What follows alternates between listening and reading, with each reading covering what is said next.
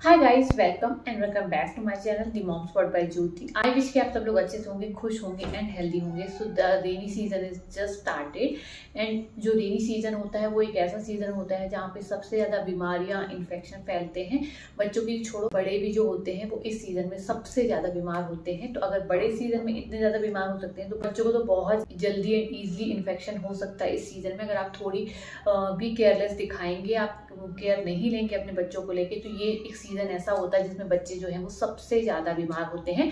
तो आज की इस वीडियो में हम बात करने वाले हैं कि आपको किस तरीके की प्रिकॉशंस लेनी है स्पेशली रेनी सीजन में, जिससे आप अपने बच्चे को सारी बीमारियों से, इन्फेक्शन से दूर रख सकते हैं, जिससे आपके बच्चे को कोल्ड कफ वगैरह ना हो, वायरल फीवर ना हो एंड आपके बच्चे हेल्दी एंड सेफ रहे इस रेनी सीजन में भी। तो वीडियो को शुरू करने से पहले आप मेरे चैनल को जरूर से सब्सक्राइब कर लीजिए अगर आपने अभी भी मेरे चैनल को सब्सक्राइब नहीं किया है तो। Without wasting much time, let's get started. तो सबसे पहला पॉइंट जो आपको कंसीडर करना है कि रेनी सीजन में अगर आप कहीं भी बेबी को लेके बाहर जाते हैं तो आपको अपने साथ में अम्ब्रेला जरूर से रखना है। वेदर आप कैब में, ऑटो में ट्रैवल करें, आप अपनी खुद की कार से ट्रैवल करें, आपको अपने साथ जरूर से अम्ब्रेला रखना है। इवन रेन नहीं हो रही तो भी, क्योंकि बारिश के मौसम में कभी भी बारिश सडनली आ जाती है, तो ऐसा ना हो कि आप के साथ में आपके बच्चे भी भीग जाए। इसलिए आपको हमेशा अपने साथ में एक जो अम्ब्रेला है वो जरूर से कैरी करना। चाहे तो अपने बैग में कैरी कर ले या आप अपने कार वगैरह में कैरी कर ले, टू व्हीलर में कैरी कर ले, बट आपको अम्ब्रेला जरूर से अपने साथ में कैरी करना है।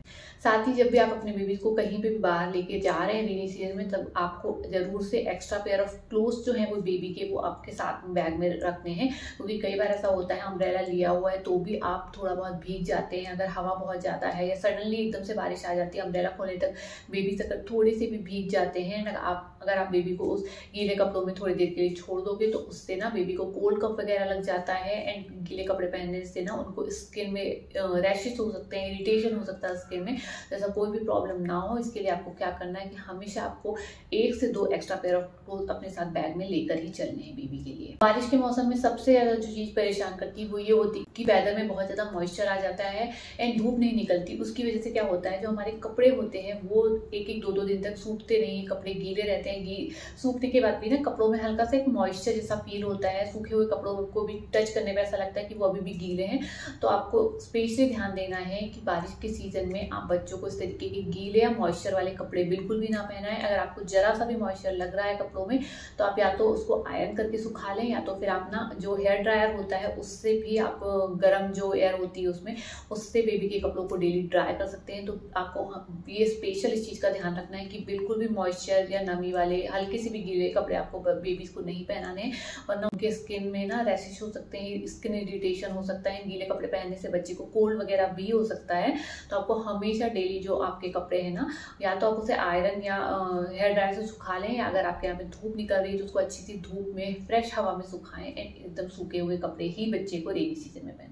अच्छा, बहुत लोग ऐसा सोचते हैं कि रेनी सीजन है, मौसम ठंडा है, बारिश हो रही है तो बेबीज को नहीं नहलाते हैं, 2-2, 3-3 दिन तक नहीं नहलाते हैं। तो आपको बिल्कुल भी ऐसा नहीं करना है, बेबीज को डेली नहलाना है। आप नहलाने के लिए हल्का वार्म वाटर यूज कर सकते हैं, बट ऐसा नहीं करना है कि बेबी का जो बाथ है वो आप 2-2, 3-3 दिन तक स्किप कर रहे हैं। ऐसा करने से भी ना बेबी को स्किन में जो फंगल इन्फेक्शन है वो स्प्रेड हो सकता है। स्किन में बेबी के जो मैल वगैरह है वो जमा हो सकता है, उससे बेबी को स्किन प्रॉब्लम हो सकती है, स्किन इरिटेशन हो सकता है, स्किन में फंगल इन्फेक्शन फैलने के बहुत ज़्यादा चांसेस होते हैं। तो आपको ऐसा नहीं करना है कि मौसम ठंडा है या बारिश हो रही है तो बेबीज को नहीं नहला रहे हैं आप कई दिनों तक। आपको ट्राई करना है कि डेली आप बेबी को दिन के टाइम में नहलाते हैं, शाम वगैरह में नहीं नहलाएं, दिन के टाइम में आराम से आप बेबी को हल्के गुनगुने पानी से डेली नहला सकते हैं। बारिश का सीजन एक ऐसा सीजन होता है जहाँ पे मच्छर वगैरह, इंसेक्ट्स वगैरह बहुत ज़्यादा जल्दी स्प्रेड होते हैं एंड घर में भी बहुत ईजिली इंसेक्ट्स वगैरह, जो मॉस्किटोज वगैरह हैं वो आ जाते हैं। तो आपको ध्यान देखना है कि घर पे स्पेशली आपको रेनी सीजन में बहुत ज़्यादा साफ सफाई का ध्यान रखना है। स्पेशली जहाँ पे आप बेबीज को रखते, बेबी को सुलाते, वो जगह एकदम क्लीन होनी चाहिए, बिल्कुल भी वहाँ पे गंदगी नहीं होनी चाहिए, मॉइस्चर नहीं होना चाहिए। इनफैक्ट अगर आप जो बेडशीट वगैरह है वो वॉश करें तो भी आपको ध्यान रखना है कि बेडशीट एकदम सूखी होनी चाहिए, क्लीन होनी चाहिए। जितनी ज़्यादा आपके आसपास गंदगी रहेगी उससे ज़्यादा इंसेक्ट्स वगैरह एंड मॉस्किटोज के बढ़ने का खतरा रहेगा। एंड जैसे ये इंसेक्ट्स एंड मॉस्किटोज बढ़ेंगे तो आपके बेबी को भी इन्फेक्शन एंड बीमारियां होने का जो खतरा है वो बढ़ जाएगा। तो आपको आपके बेबी के आसपास जो भी एरिया है जहाँ पे आप बेबी के साथ खेलते हैं, खाना खिलाते हैं या बेबी को सुलाते हैं, वो एरिया आपको एकदम अच्छे से क्लीन एंड ड्राई रखना है। बारिश का सीजन एक ऐसा सीजन होता है जहाँ पे जो मॉस्किटोस हैं वो सबसे ज़्यादा फैलते हैं। जो मलेरिया, टाइफाइड, डेंगू वाले जो बीमारियां हैं वो भी सबसे ज़्यादा रेनी सीजन में ही फैलती हैं। तो आपको ध्यान रखना है कि आपको आपके बेबी को मॉस्किटो से बचा के रखना है। जितना आप ट्राई कर सकते हैं बच्चे को मॉस्किटो से बचा के रखें। तो उसके लिए आप क्या कर सकते हैं कि मॉस्किटो नेट का यूज़ कर सकते हैं। अगर आपका बेबी 6 मंथ या 1 ईयर बिलो है तो आप बेबी के जो स्पेशली मॉस्किटो नेट आते हैं वो यूज़ कर सकते हैं। तो जब भी आप बेबी को सुला रहे हैं शाम में या रात में तो मॉस्किटो नेट लगा दें। एंड अगर आपका बेबी बड़ा है, क्योंकि बड़े बच्चे छोटे वाले मॉस्किटो नेट को इजीली हटा देते हैं, हाथ से या पैर मार के रिमूव कर देते हैं, तो उस केस में आप जो बड़े, ये पिक्चर आप यहाँ पे देख सकते हैं, डोम साइज के जो बड़े वाले मॉस्किटो नेट आते हैं, ट्रेडिशनल मॉस्किटो नेट आते हैं, उसको आप अपने पूरे बेड में लगा सकते हैं। उससे आपको भी मच्छर नहीं काटेंगे, आपका बेबी भी सेफली मच्छरों के डर के बिना रात में आराम से सो पाएगा। तो आपको बेबी को मच्छरों से स्पेशली बचा के रखना है। आपको करना ये है कि शाम जैसे ही हो जाती है, शाम के समय में ही मच्छर घर के अंदर आना शुरू करते हैं, तो आप जैसे ही शाम हो जाए आप अपने घर के खिड़की दरवाजे बंद कर दें, नेट लगा दें, ताकि जो मच्छर वगैरह है वो ना आए। स्पेशली घर में आप ना कहीं पे भी पानी भर के ना रखें। जैसे भरे हुए पानी में भी मच्छर जो है वो जल्दी पनपते हैं। स्पेशली जो डेंगू के मच्छर होते हैं वो साफ पानी में ही फैलते हैं। तो वॉशरूम वगैरह में कई कई दिनों तक लोग पानी भर के छोड़ देते हैं, बकेट में पानी स्टोर करते हैं, तो वैसा आपको बिल्कुल भी नहीं करना है। इससे जो है ना मच्छर होने का खतरा बढ़ता है। तो आपको कहीं पर भी पानी स्टोर नहीं करना है एंड आस पास साफ सफाई रखनी है। आप चाहे तो जो मॉस्किटो रेपेलेंट आते हैं वो भी बेबीज को लगा सकते हैं अगर बेबी 1 ईयर प्लस है, बट उनकी जो स्ट्रॉन्ग स्मेल होती है वो हर किसी को पसंद नहीं होती, बेबीज भी नहीं पसंद करते। तो उससे अच्छा ऑप्शन ये है कि आप ना बेबी को आराम से नेट के अंदर रख सकते हैं। रात में जब भी आप बेबी को सुला रहे हैं तो आप ना फुल स्लीव के कपड़े पहनाएं।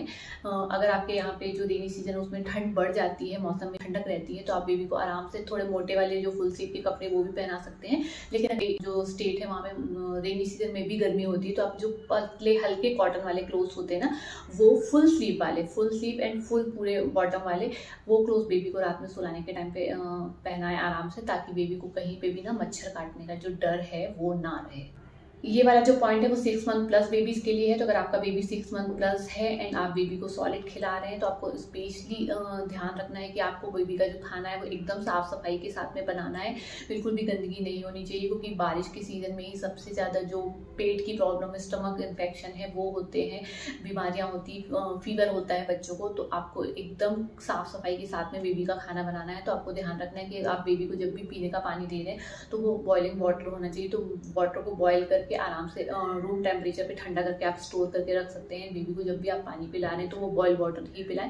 साथ में बेबी का जो खाना है वो भी बॉयल वाटर में बनाएं एंड खाना एकदम साफ सफाई से आपको बनाना है। तो हमेशा बेबी को खाना बनाने के लिए एंड पानी पिलाने के लिए बॉइलिंग वाटर का ही यूज़ करें रेनी सीजन में। नेक्स्ट आपको पॉइंट ये याद रखना है कि आपको बेबी को बासी खाना नहीं खिलाना। लाइक आपने सुबह बनाया एंड रात में भी वही खाना खिला रहे हैं, आपने रात में बना लिया खाना, उसको फ्रिज में स्टोर कर दिया, नेक्स्ट डे पे आप बेबी को वही खाना खिला रहे हैं। आपको ऐसा नहीं करना है।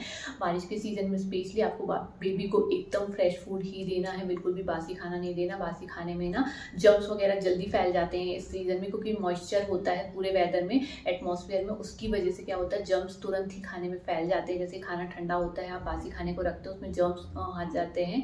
तो आपको ऐसा खाना बिल्कुल भी अपने बेबीज को नहीं देना। जब भी आप बेबी को खाना दे रहे हैं तो आप हमेशा फ्रेश खाना बनाएं, फ्रेश खाना ही अपने बेबीज को खिलाएं। अगर आप बेबी को बॉटल से फीड देते हैं तो आपको ध्यान रखना है कि आपको बॉटल को एकदम अच्छे से क्लीन करके रखना है। बॉटल को हल्के से वार्म वाटर से क्लीन कर लें। ब्रश आते हैं बॉटल को क्लीन करने के लिए, उससे क्लीन करें एंड बॉटल को अच्छे से वॉश करने के बाद स्टरलाइज कर लें एंड स्टरलाइज करने के बाद बॉटल को एकदम अच्छे से सुखाने के बाद, ड्राई करने के बाद ही उसका कैप जो है क्लोज करके रखें। अगर आप बॉटल को ऐसे ही ना गीले में बंद कर दोगे तो उस बॉटल में ना फंगल इन्फेक्शन होने के चांसेस बहुत ज़्यादा बढ़ जाते हैं। जब आप बेबी को उससे वापस से फीड कराओगे तो उससे बेबी को स्टमक अपसेट होने के चांसेस बढ़ सकते हैं, डायरिया वगैरह हो सकता है बेबी को। तो ऐसा ना हो इसलिए आपको ना एकदम साफ सफाई के साथ में बॉटल को हमेशा सुखा के क्लीन करके ही रखना है। इनफैक्ट आप जो बेबी को खाना वगैरह दे रहा है ना वो बर्तन में अच्छे से स्टरलाइज करें अगर आपका बेबी छोटा है तो, एंड स्टरलाइज करने के बाद बर्तनों को सुखा के ही अच्छे से स्टोर करें। अगर आप अपने बेबी को वॉक वगैरह के लिए लेके जाते हैं तो रेनी सीजन में आप ट्राई करें कि बेबी को दिन वगैरह के टाइम पे या 4-5 बजे उसके पहले ही वॉक करा दें। शाम के बाद जब अंधेरा हो जाता है तब बेबी को वॉक के लिए नीचे ना लेके जाएं। अगर आप शाम के समय में बेबी को लेके जाते हैं तो बेबी को मॉस्किटोस वगैरह काट सकते हैं, इंसेक्ट्स वगैरह कुछ हैं जो बारिश के सीजन में बहुत ज़्यादा इंसेक्ट्स होते हैं आसपास में, तो इंसेक्ट्स बेबी को काट सकते हैं। तो ऐसा ना हो इसलिए आप बेबी को ना अगर आप वॉक वगैरह के लिए बाहर फ्रेश हवा दिलाने के लिए लेके जा रहे हैं तो दिन में ही बेबी को आराम से लेके जाएं। अंधेरा होने के बाद बेबी को को घर से बाहर जितना कम निकाल सकते हो उतना कम। नेक्स्ट आप एक पॉइंट ये भी कंसीडर कर सकते हैं कि आप बेबी को हेल्दी डाइट दें एंड जो विटामिन सी रिच फ्रूट हैं वो दें। विटामिन सी रिच जो फ्रूट एंड फूड है वो अपने बेबी को दें, स्पेशली इस सीजन में, क्योंकि विटामिन सी से जो इम्यूनिटी है वो बूस्ट होती है। आपके बेबी जो है वो इन्फेक्शन से दूर रहेंगे, बीमारियों से काफ़ी हद तक दूर रहेंगे, क्योंकि रेनी सीजन में वायरल इन्फेक्शन सबसे ज़्यादा स्प्रेड होता है। तो बेबी की इम्यूनिटी जितनी अच्छी होगी, बेबी को उतना ही स्ट्रांगली वायरल इन्फेक्शन से लड़ पाएंगे। बेबी को वायरल इन्फेक्शन या कोल्ड कफ वगैरह होने के जो चांसेस है वो काफ़ी हद तक कम हो जाएंगे। रेनी सीजन में आपको बेबी को बाहर का फूड देना अवॉइड करना है। जैसे कुछ लोग बेबी को 1 ईयर का होने के बाद या 7-8 मंथ होने के बाद बाहर का फूड देना स्टार्ट कर देते हैं, बट आपको ध्यान रखना कि स्पेशली रेनी सीजन में आपको अवॉइड करना है बेबी को बाहर का फूड देना, क्योंकि बाहर इतनी साफ सफाई के साथ में खाना नहीं बनाया जाता है। बारिश का सीजन ऐसा सीजन होता है जिस टाइम पे सबसे ज़्यादा जो जर्म्स वगैरह है वो खाने में फैलने के चांसेस रहते हैं। इस सीजन में तो बड़े लोग भी बाहर होटल वगैरह का खाना खा के बीमार हो जाते हैं, तो बच्चे तो बहुत ईजिली बीमार हो सकते हैं। तो आपको ट्राई करना है कि स्पेशली बारिश के सीजन में आप बेबी को घर का बना हुआ फ्रेश फूड ही दें। बाहर का जो फूड है, जंक फूड वगैरह है, वो देना बेबी को स्पेशली अवॉइड करें इस 3 महीने के लिए। अगर घर में किसी को कोल्ड या कफ हो जाता है या वायरल इन्फेक्शन हो जाता है तो आप ट्राई करें कि बेबी को उनसे थोड़ा दूर रखें। आप बेबी को अलग रूम में रख सकते हैं। जिनको कोल्ड कफ हुआ आप उनको अलग जगह पे रख सकते हैं। इससे क्या होगा कि बेबी को वो इन्फेक्शन नहीं फैलेगा, क्योंकि cold and cough and viral एक ऐसा इन्फेक्शन होता है जो रेनी सीजन में बहुत जल्दी एंड बहुत ईजिली स्प्रेड हो जाता है। तो आप ट्राई करें कि घर में अगर किसी को भी हो जाता है कोल्ड कफ या वायरल इन्फेक्शन, तो बेबी को उससे थोड़ा दूर रखें ताकि आपके बेबी को ये इन्फेक्शन ना फैले। सो गाइस, ये थे मेरे कुछ पॉइंट जिनको फॉलो करके आप अपने बेबी को रेनी सीजन में भी सारी बीमारियों से, फ्लू से, cold cough and viral fever से बचा के रख सकते हैं एंड हेल्दी रख सकते हैं। तो आप इन पॉइंट को डेफिनेटली कंसीडर कर सकते हैं। आई होप आपका वीडियो आप लोगों के लिए हेल्पफुल रहा होगा एंड इस वीडियो से आप लोगों को कुछ ना कुछ हेल्प जरूर मिली होगी। So do share this video with your friends and family who all are having the small infant and the toddler baby. So and we will soon meet you in the next video. तब तक के लिए keep watching the mom's world by Jyoti. Bye bye, take care, see you soon.